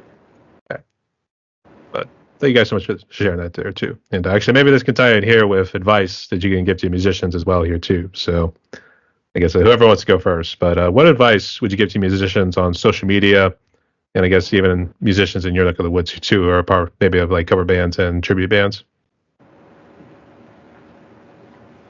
On social media? Sure. Or like regarding social media or just in general? I guess just in general, because first of all, I don't know if you're part of the Facebook group Band Together. It's kind of like those sorts of groups. Oh, yeah. Yeah, I'm actually really good friends with Christina Bach, so yeah. We love Christine. Yeah. Yeah. Yeah, my advice is to everyone is I have a couple things. First of all, don't give up. It doesn't matter how old you are. Just don't give up. Like, you can do this. You have to be persistent though, and you have to work hard. Nothing's going to fall in your lap. It's a lot of blood, sweat, and tears. More tears than anything else. and sweat, but hopefully no blood, really, honestly. And some urine. Yeah, but so don't give up. It's worth it, all of it. So far, I mean, like, I never thought we'd get this far, and look where we are, and we keep going. So it's amazing. The other thing is be kind. Be kind to people. This is not a competition. We're not in competition with other original bands. We're doing our own music. We don't need to outshine each other. So be kind to each other. So that's my other message to everybody. Be kind. Yeah, be kind, Rewind. Oh my God, you really are dating us. But yeah, so those are my big things. And just be above the drama. There's always going to be haters. There's always going to be people who talk shit on you. Don't feed into it. Stay above it. Don't respond to it. I had to be told that by some people in my band. Probably more than once. More than once. It's very difficult when it's coming at you personally. But I'm glad that they got me to keep from responding to it, because in the end it has paid off for us, and they're right. Don't respond to it. Just keep doing what you're doing, because in the end, eventually the trash gets taken out. Speaking of which, we got it. Put your blinders on, man. Just focus. Look forward, focus, and have fun doing it. Short and sweet. Yeah, have fun doing it. Gotta have fun. Yeah. Like, no, that's how you should actually respond to a question. So, but anyway, go ahead. In the beginning, when I was much younger in a band, I kind of self-destructed, and I lost sight of how much fun it should have been, and it just kind of made everything end. It's just no longer fun anymore. I took it too seriously, and I always said to myself, if I ever got another chance, I would always have fun, be with good people, and then just enjoy the time. And somehow he ended up with us, so he's still hoping. So, Yeah. I mean, there's still So the time. hope's still there. There's still time for me to find people like that. I enjoy immensely working with everybody here. All great musicians, fun to play with, professional when we need to be professional. And How's that? again, in time, it will happen. Yeah. But for me, I would just say, don't lose sight of why you started, which was to have fun and work hard to do it. I'm going to come off almost sounded like a dick, but I don't mean to. He's a dick. No, I'm just kidding. A lot of people think so. I don't care. Kicking water. When you do a show, remember why you're there. And I've come from a background of doing cover, tribute, and original, all points in between. Remember that when you're playing a show, you're hired by a club or promoter or whatever, you're brought in to entertain the crowd. Far too many guys will take a show and they'll play and they think that they're there, get fucked up and look like idiots and not play well. And I've seen bands that should have been amazing. And knowing the caliber of people that are in the band, these people should be melting our faces. They're such good players. And maybe a first set's good, but then start drinking, start doing whatever else. And by the end of the night, everyone's incoherent. They're banging into each other, falling over. And that's not a good look for anybody. So remember why you're there. Absolutely have fun. Playing music is one of the most fun things you can do with your clothes on. I had to make that stipulation. Wait, do I have to? Yeah, I mean, Well, you still, for decency's sake, got to wear something. well, you're like half and half. I mean, So, I think that's why I'm thinking about it. yeah. I mean, playing for folks is one of the best things you can do, and it's so much fun. Why wouldn't you want to give the people the best performance you can? My God, just give them your all. I read an interview with Peter Criss done years ago from Modern Drummer magazine, and he said when Kiss first started playing out, every show they played, whether there's 3 people there or 300, he played like he was in Madison Square Garden. And I haven't always, but I've tried to keep that philosophy. As a gigging musician, there's nights you go and you're playing to the other band and the bartender, and there's other nights where it's shoulder to shoulder. You want to make sure that whoever sees your band knows what they're going to see each time, not just, oh, well, there's a shitty crowd, they're going to play like shit. No. So keep that in mind. Give people the best you can. I don't think that was a dick thing to say. I think Well, that was just by all calling good. out, don't get all fucked up. You're not there to party. Yeah, Because it's true, you're not. Well, you're not, and you are there to put on a show, and I agree 100% with what he said, and one of the things that I always say, there's been a couple of really disappointing shows that we've done where we've come in and there's 0 people, and like actually the opening acts left, and here we are, we're literally playing to bartenders, and I'm like, put on a show, like it's a full room. This is a practice rehearsal, stage rehearsal for us now. Yes. There's nobody here, that's fine, we're gonna rehearse Glorified our practice. stage show right Except now. for the one sound guy. Except for the one sound guy. One sound Okay. guy. But you know, so, and you know, we actually did end up getting some people pulled up that one night, and we went down. I went down to, it was an upstairs downstairs bar situation. I went downstairs and I was like, hey, we're waiving the cover charge. Come on upstairs. Come up. So we got some people up, and we actually got a couple of fans that night, which was awesome. So we had like 4 people in the room watching us. But it was something, and you know, we put on just as good of a show that night as we would have if there was 500 people there. I Now, mean, I now don't the know, our old energy the was old as me great, wouldn't but- do that. Yeah. I mean, I've been in bands where exactly what Mike said. I was like that back in the day. I'm with a group of people now where it's like it's just fun. Whether there's 5 people there or 500 people there, it's like. I mean, Well, we're you still get bummed because it sucks if there's not a lot of folks there, but those folks are still there. They spent their time. The one thing that you can't get back, you can earn more money. You can, go see another band, but that time is irreplaceable. So they chose to give you that time. Give them the best time you can. They came to see us play, or to see you play. Yep. Right? They came to see you. Yeah. Well, I realized I was trying to be all inclusive. I understand. Yeah. It's very kind of you to do And that. thank you, yes. You know, and the thing Thanks for including us, Rick. the I thing appreciate is if we can put on a show like that for 3 people, then imagine how amazing we are in front of 1,000. So that's my way of looking at it. We need to be able to put on an amazing show for 3 people. And that makes us all the more better when we're in front of more people because our energy is even higher when we're like that. I promise you, if you come to a show, you pay a $5 cover to see us, I guarantee you will at least get a $4.50 show. Yeah, Every time. Every time. that's right. Maybe $4.75 if we got some good lights, but Yeah. It's all about What's the that, Mike, please keep the shirt on. We'll just say that. nobody wants to see me without a shirt. I take my shirt on, I look like a condom full of walnuts. It's awful. Big Billy. There we go. A condom full of walnuts. Oh, it's terrible. Oh, that's a good one. I would say if music actually fails, he's got a career in stand-up comedy. I will tell you that much. There you go. I get It's like stuck. Gabriel Iglesias, a white guys. So how about that? There. All right. Well, thank you guys so much for sharing. Jokes aside. So thank you guys so much for sharing. All right. And just real quick, what social media are you guys on?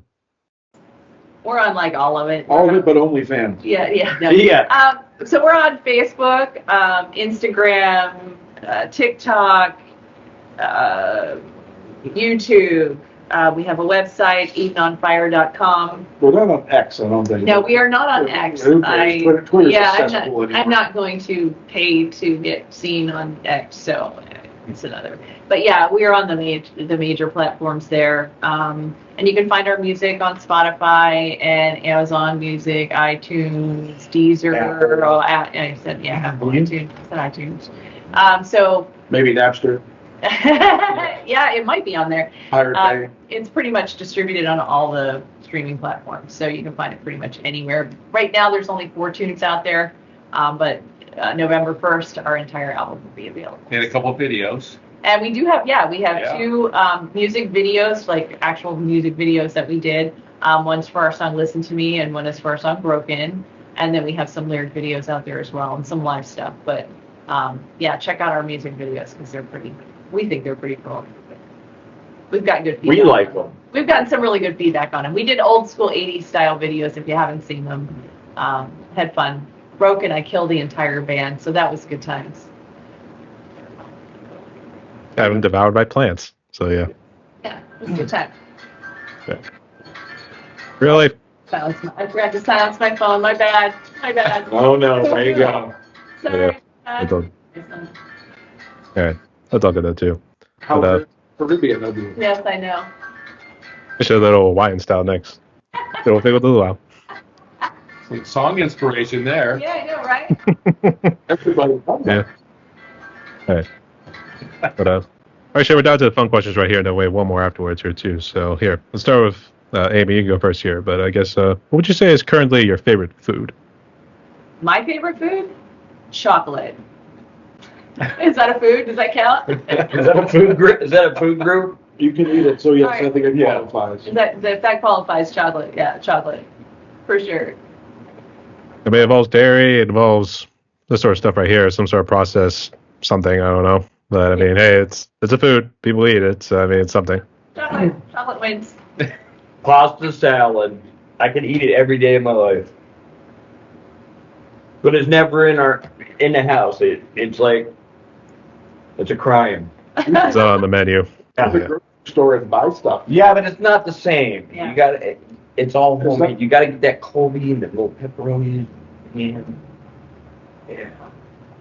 You just got to put it all in a big ass, like a whole pound of it, just for me. Colby And then I'll literally pop the lid off and just eat it. Like, I'll just eat it for everything. Breakfast, lunch, I don't care. I love it. Eating on fire, now accepting applications for basis. Wait, just now? They've never taken it down. It's been up this whole time. He gets fired once a month. I mean, we left it up for over a year right now. So I mean, we've got the HR's kind of slacking. So, It's And, got burgers for me. A good hamburger, you just cannot beat it. It's perfect. Especially you get like the lettuce, tomato, get some pulled pork on top of there with some pickles, some coleslaw. That's the way to hey, go. he's eating a super burger over That's here. Kind of good right That I know, is the right? way I to always go. said I am the only one in this band this size. I'm gonna say, Rick, you are real fit for what you eat there, man. Oh, I don't eat it every day. Yeah. Obviously, but yeah, I mean, it's that if I'm gonna eat a burger, I'm going 110%. I mean, you talk about the layering here too. So I think like he must layer his hot dogs like with like chili or something. I think about hamburgers a lot. That's what it is. This is a tasty burger. So yeah. Yeah. Means a lot. now. I have lately I've an obsession with the Impossible Whopper. What is that? It's the That's that fake beef it's one. the plant-based thing. Oh, it's plant. it's really fucking good. Okay. I had one today on my way out. Or trying to eat a little healthier. It's damn good actually. I've had some other stuff like fake burgers before that were kind of garbage. Like the soy burgers. If you wouldn't have told me, I would have thought it was a damn Whopper. Oh wow. I tried a veggie burger the other day and it was actually good, but it kind of freaked me out that it looks and tastes like beef. And I'm like, how the hell did they do that?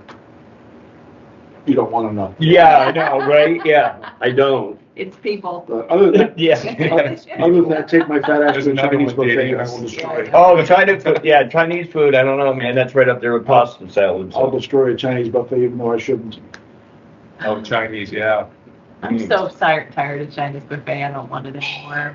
I was like, where's the Italian at? There's no love for Italians. Hey, Well, I am that Italian. was going to be my second choice. We have a really good restaurant right up around the corner. It's like, After chocolate, Good it's food. lasagna for me. Yeah. So good stuff. I Nice am little Italian. mom and pop corner store.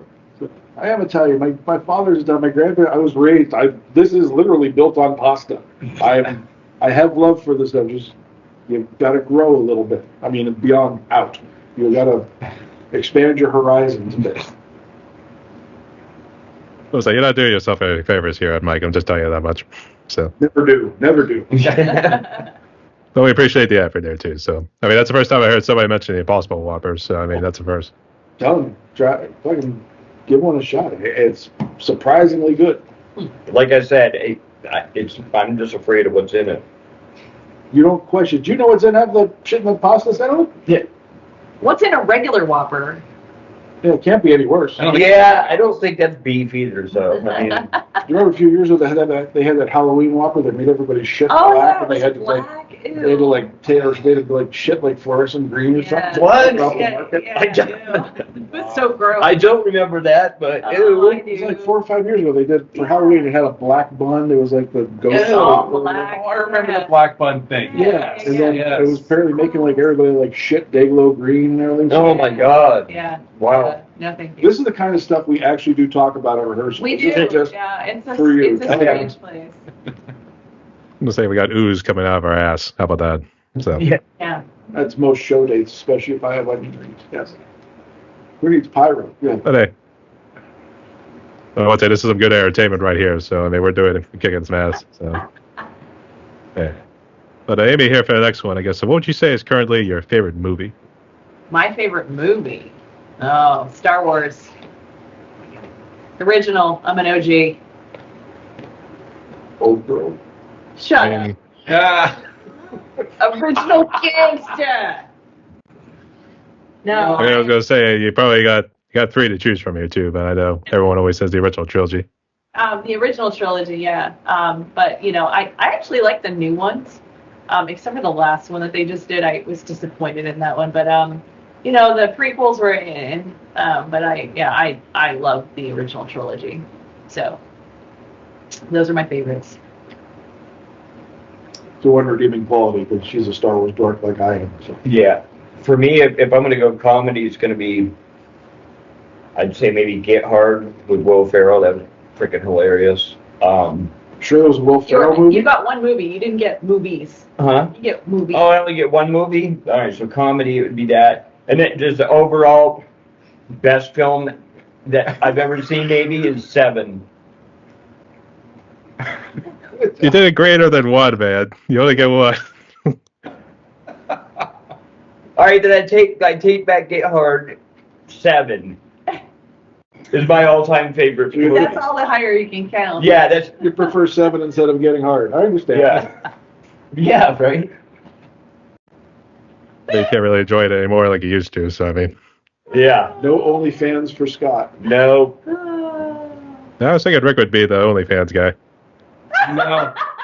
no. Definitely not. I think he is. There's women that would pay for pictures of your buffed head. They Really? made, I had an OnlyFans made for Women me. like that shiny. They Whoa. cloned my Instagram account and made an OnlyFans for me, but I never got any money from it, so I was kind of pissed about it. So I made them shut it down. You could do feet pics up there. I might. Either end would do so. Yeah.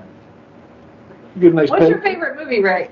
You know what? I have two that I think. No. See, Nobody can just do one. see, so it's not just I mean, me. I can do a It's trilogy. me and but Rick. I just said Star Wars. So I really like the movie Inception. The whole idea with the whole time thing is really great. If you haven't seen it, you should see it. I don't think I've seen it yet. It's fantastic. I've watched it like every time it comes on, I watch it. And It's like Shawshank. yeah, You have to watch it one at a time. and the Matrix series. I know there's 3 in that one or 4, but the Matrix, it's another one That's that I good. think is great. It's really great. The whole thing that brought the simulation theory to light, to be honest. Exactly. Yeah, they're onto something with that. For I sure. don't know what Scott's doing right there. I think he's trying to think he could do the whole Neo thing. Trying to dodge a bullet. Oh, is that what you're doing? Yeah. Trying to keep your ear intact this time. I heard you rolling your eyes from here. I can hear it. Yeah, I couldn't see it, but I can hear it. All right. And then Mike. Dear God, just help us. Just that's all I ask. I'm with her. I grew up on Star Wars, and Star Wars is my biggest fandom. I'm a massive Star Wars dork. Beyond just the movies, the series, the books. Yeah. I could wrap some duct tape around your glasses for you. You could also suck something out of it. I mean, Mike's really at this point, he's like, just please, God, kill me right now. Throw me out the window right now. Your sins will be forgiven. I'll tell you, this is why we only rehearse for, a handful of hours at a time. It only takes so much. Oh, you miss out. As soon as you walk out that door, you're like wanting to run back. Only if I miss you guys so Yeah. much. I miss Rick. Yeah. Thanks, Mike. Yeah. Rick with the silent P. Nigel. That's funny. The silent We P. gotta change that on the album liner notes. Yeah, we should. Oh, can we? Is there still time? No, I sent them to print. Put a big sorry. P in parentheses like Yeah, before your name. parentheses, yeah. I mean, I know an anime that was it was called One Piece, and everyone had like just the middle initial. They would always pronounce the name was like Monkey D. Luffy. You never knew like what the middle initial was. So I mean, It was like Jesus H. Christ. there's that too. Yeah, yeah. I thought it was F for some reason. Could be. I mean, hell, Christ wasn't even his last name. I think it was H. I think it, I don't know. yeah. Henry? I mean, I would say F sounds better to be honest with you. So Jose Henry Christ. Could be. Hallelujah. Jose would be spelled with a J. Jesus H Christ. So there you go. Right. Okay. This conversation's devolved, hasn't it? Yeah. I mean, it's the volume. It's up. We are bringing it back together. So it's like focus. That's what we say. Okay. For our next one right here, and so I know some of you guys have tried to remain sober here too, but I guess what are your favorite drinks in terms of alcohol and non-alcohol? Fireball and Miller Lite. But you're not. I'll throw in my alcohol first. Your former alcohol. Your former. Yeah, my former alcohol. Yeah. Non-alcohol. I'm a rum drinker. Kraken is my go-to. That's good shit. It is great stuff.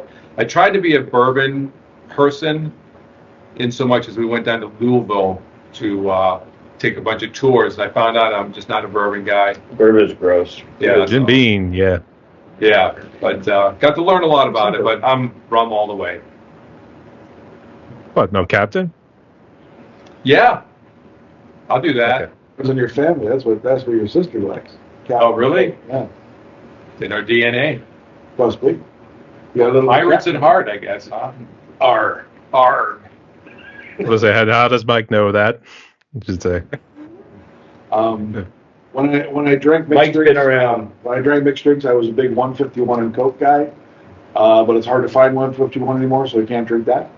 I drink a lot of ciders, Really? like Angry Orchard hard cider, Can't find the code. or I'll do snake bites. Yeah. Happily do shots of snake bites. And non-alcoholic stuff, I'm big on tea, especially Arnold Palmer's half lemonade, half tea. I fucking love that stuff. I'll drink gallons of that shit, especially the diet thing. And It's water. like, oh my god, I could probably like kiss you right now. I'm an Angry Orchard guy too. So. Fantastic stuff. I would say green apple. I do mind the regular one, but green apple all the way. I've tried a few of the different flavors they've had. And I keep going back to the regular. The green apple one was all right. And I had something with a red label a few months ago. Wasn't too bad. I keep going back to the regular. It's just perfect, especially when it's nice and cold. Oh, fantastic. Good choices, right? I'm a wino. I like red wine. The drier, the better. And So dry, it's a powder. yeah, and if you're getting into hard liquor, I like tequila. So I'm a margarita girl, rock salt, the whole 9 yards. Oh, yeah. Rock salt, that's gross. Yeah, rock salt. I like the rock salt off the road. I can see that. For non-alcoholic, I'm kind of a soda pop junkie. So like ginger ale, Coke, Sprite. I don't care. I really like ginger ale though. Probably. Well, mine's coffee. I like coffee too. Yeah. Everybody has coffee. That's what- Yeah, I know, but that's what, I mean, I drink a lot of it. Yeah, you do. Always need coffee. So yeah. Yes. Right. Lots of it. Lots of coffee. But all great choices here too. And for the last one right here, Amy, and what's currently your favorite song in the mainstream world? And then name one from the indie community. Oh boy. Mainstream world. I think. What am I listening to right now that I like? Most of the stuff I'm listening to is indie. What do I like? I don't even listen to any indie music, I don't think. Really? Yeah. You know, we play shows with other indie bands. Yeah, you better hurry up and come up with one. Wow. Okay. Gosh, I'm trying to think of what I really like. Right now, I really am digging a lot of Beyond the Black from the mainstream, and I guess I don't know how mainstream they are. They're from Europe, but they're European symphonic metal, and they're not considered independent, so I'm going to use them. And Heart of the Hurricane. It's one of their older ones, but I really love that song. And for independent, Paralandra just came out with a new album, and it's the ballad that's on there is just beautiful that Cassandra sings. It's called Love of a Lifetime. It's just gorgeous. Okay, I guess whoever else wants to go next. We'll save Rick for last, so he can figure out his indie song. Do you have Yeah. an indie band? Right, I don't have Do an you have indie an band. I had to think for a minute, but I mean, That explains it. Paralandra is definitely like, as far as indie bands, they're probably right at the top. But as far as an actual song, like, I like all of them, but the one that pops into my head as far as indie that I've heard a lot, because she plays a lot of different stuff, is Kiss the Ring from Reality Suite. Yeah, that's a good one. That kind of just, it pops in my head a lot. So, I just found the new Overkill song that I absolutely freaking love. It's called Scorched. It's off the Scorched album, the 2023 album, huh? I said, how convenient. Yeah. Self-titled, and man, is it cool. So, yeah. They're still rocking. Been around a long time. For sure. 40 years. Yeah, yeah. I do have to get Bobby Pitts credit. He does kick some ass. So yeah. Oh, God, mainstream. There's a bunch of shit. I have to just name one because I got a whole bunch of stuff that I've been digging on. One movie. I mean, he struck me as a Metallica guy, so I'm assuming it would be. 72 Seasons is still huge in my playlist, but God, there's new Static X and there's new Body Count stuff that's really cool. And my youngest son turned me on to Ice Nine Kills and saw them with Metallica. They were really fucking good. Bunch of shit like that. However, God, I heard the new Striper song actually sounds pretty good. Really? Yeah. I didn't know they were still. I actually liked Striper back in the day, so. Ryan something, but it actually sounded kind of heavy. I was a little taken aback. Indie stuff, I couldn't give you song titles. Because a lot of times, like other indie bands would play with, I'll miss them saying the title, but I'll dig the tune. So bands we're playing with this weekend are Lilith Rising, is cool as shit. Other bands we play, I love Vernatica's stuff, Spades. My God. We play with a bunch of really cool bands. And as they're horrible with the song titles, I screw up ours sometimes too. So, yeah, a bunch of cool shit. You're out the hook because neither one of us named a song, so you're. Oh, so I'm good. Well, I could name songs, but it's going to be like older stuff that I knew for sure. Like I love like old French maid tunes, but no one's going to know the hell I'm I'm talking. just trying to make Rick feel comfortable here. Oh, I What appreciate that. about Cheap Thrills song on the harmonica? Well, if you're talking about They're indie. local bands and they're considered indie, I would say Cheap Thrill for sure. They're great. I mean, they look like they stepped right out of 1987, you know, and they have the look. They have a great sound, great song. I can't think of the name of the song, but he starts off playing a harmonica, which I think is super cool. And there are a lot of local artists. I can't even name all of them that are so great that we've had the privilege to play with. As far as mainstream, I really lately like, and I've been liking them for a long time, is Killswitch Engage. Like, they're just, everything they do just sounds fantastic. Great players, great writers. They go deep.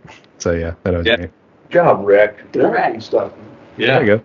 So he knows his things. He knows it. And I'm forever turning Rick on his stuff. You know, we drive back from the one show. He'd never heard of Infectious Grooves before. I played of Infectious Grooves. Wasn't it the old Suicidal or something? Well, it was the offshoot of Suicidal. Yeah, Yeah. it's Rob Trio and Mike Muir doing that shit. Yeah. And Dee Snider's the band After Twisted Sister, which I thought was a great. Widowmaker. Was Oh, awesome. Widowmaker. Widowmaker, yeah, I hadn't heard them before. They were great. Played with some Sabaton. Yes. Cool. And I mentioned, but you already heard of Amaranth. It was fantastic. Amaranth is good. I was already listening to that. Amaranth was amazing. Absolutely amazing. I was trying not to get confused because I thought at first it was a monomorph. I thought that's what you were trying to Oh, say dude, there. don't get me wrong, they're cool too, but Amaranth is fantastic. Yeah. Oh, and there's Okay. new L7. I love L7. Jesus. There's a lot of music we don't even know about yet, and we're still talking about it. So yeah. Yeah. Oh, Wednesday. But in all due respect, it's all great choices there nonetheless there too. So if we left everyone off, we're sorry, but unfortunately we're only picking one from each of the Yeah. Said pick categories. I don't know. I mean, it's something right there. So Pick great one. choices nonetheless. Yeah. So everyone, we're down to one more question right here on my podcast right here. But I guess before we jump into it, did you guys have any questions for me or any final words you want to say before we jump into it? No, I don't think so. Check us out. It was Yeah. fun. It was Yeah, fun it was hanging fun. out with you. Yeah. Yeah.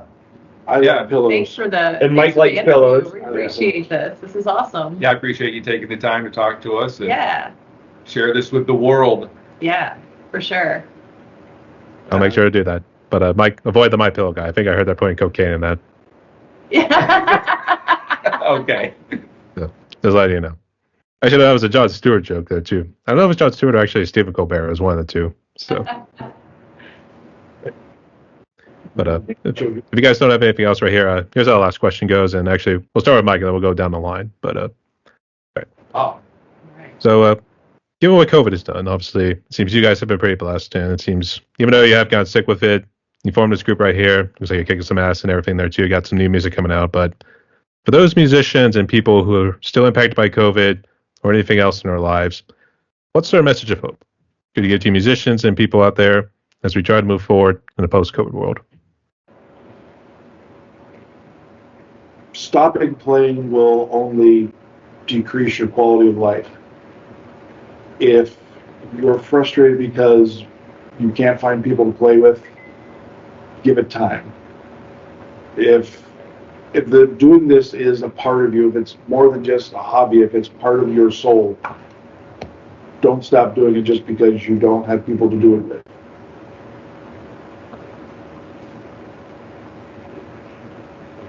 Coming off of what Mike said, pretty much almost the same thing, like find a way. Today's technology, you mentioned band together and Box and Sticks sort of it was key in starting that all together. And they have a band that is completely 100% virtual. There's ways to do things. And if you are in a place where you can't find musicians now because of where you're at, use technology to your advantage. Find a way to jam with each other. There's so many virtual situations happening even when you're not playing live with each other. People are laying down tracks and they're sending them to each other, and there's virtual bands all over the place now where people are recording together, and though they may not be playing out, they're still making music. And so don't give up. Keep working at it. Find ways around this new world that we're living in. If there's always a way to make music. Now that you took everything. Well, exactly what you were going to Yeah. say, huh? How do you know what I was going to say, Mike? I got a pretty good idea. It had more than, less than No, syllables. I would say just be patient. I think a lot of venues and stuff are opening back up or already just opened up and good to go now, but be patient. While you're waiting to find venues or to get into venues, just be patient, have fun, play some good ass music. And then once you find the venues, you'll be ready to rock and roll. So That's all. Close it out. okay. So I guess for me, COVID, just like anything else that gets put in front of you, I think you just have to face it head on, and you're going to find a way to do what you love to do. Whether it's COVID, whether it's something physical or something mental that is stopping you from doing something, you can't let it stop you doing something, because there's always going to be something in your way, and COVID's no exception. So, as in life, if something gets put in front of me, I know personally it usually means that I'm going the right direction. And once you get through the struggle, you're going to come out of it great. Unless it's on fire, then you're probably not going in the right direction. Unless it's eaten on fire. Yeah, then You're absolutely going in the right direction. Look So at when that. you put the house Look at on that, look at fire that. and you gotta run through a door, I mean, then you're, Then when you make it, you'll be stronger for right. it. Yes. I mean, you can get away with a sexy fireman, so maybe I could see that happening. So,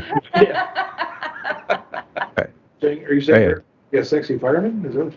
Yeah. I'll take that. So does that We mean talked about making a Are calendar. Are we gonna do a sexy calendar? Yeah, Yeah. sexy Rick calendar. What month is Fat Tuesday in? That'll be. Yeah. that's not till Ash Wednesday, so you still got a little ways before that. So, All right. and spoke like a bunch of true prodigies. So, everyone, we reached the end of my podcast right here. And boy, we almost actually talked for about 2 hours. Outside the 6 minutes, we were probably waiting for Rick to come out of the bathroom. So, Sorry about that, but Well, we're almost done anyway. we got the elevator music going right there. So, Yeah. Right. That's the outro music. Yeah, yeah. That plays over the credits. Yeah, she timed it perfectly. Timed it perfectly at the end. There we Okay. go. like I said, did you guys have any final words? Any shout outs you want to give before we close? Yeah, I'm not sure when this is going to air. Do you have a timeline that these air? So we're going to be. Oh, sorry, I was going to answer, but go ahead. No, go ahead. I was going to say it's going to air on Spotify first. It might be early October, and then Okay. this one's going to be like late November when it appears on YouTube. So, Our album release is November 1st. So if you're watching this before that, come check it out. If you're watching it after, go listen to our album. And we're going to have CDs available for purchase. So come check out our website or find us on Facebook. Grab a CD from us, or go download the album from any of the streaming services. You can purchase it at Amazon or iTunes or Not Napster. yeah, not Napster. So yeah, check out our music. I think you're really gonna like it. we had a lot of just real fun. quick. I'm sorry, what? We had a lot of fun making the music, so I hope everyone enjoys it. Yeah. Yeah, just want to make sure no one had anything else to say. Support live heavy music. Yes. Yes. All right. And just real quick, can you just list the social media that you guys are on for the audience sake? Yes, we're on Facebook, Eden on Fire Metal Band. We are on Instagram, Eden on Fire Band. We are on TikTok, Eden on Fire Band. And we're on YouTube, Eden on Fire. I think that pretty much sums it up. You can find our website, edenonfire.com. We're on Tinder at Rick. Yeah. Rick's OnlyFans is. Yeah. We're on Grinder at Scott Plays Bass. Yeah. Grinder. Those are the major places. Yeah, and you can find all of our links to all of our social media on our website. If you go to edenonfire.com, you will find everything there. All right, sounds good. And good luck with the grinding and I guess whatever else you're doing right there. So, Oh, yeah. okay. All right. But here, got to close out like this. So, everyone, my guests today were Mike, Amy, Scott, and Rick, part of the band Eden on Fire, hailing from up north in Erie, PA. So make sure you check them out on all socials. Go hit up on all streaming platforms, everything too. Go help our brothers and sister out right there. So make sure you all stay safe because it's a crazy world out there. Rock on. Stay tuned, y'all. Come on, everybody. Thank you, brother. Thank you. I love pillows.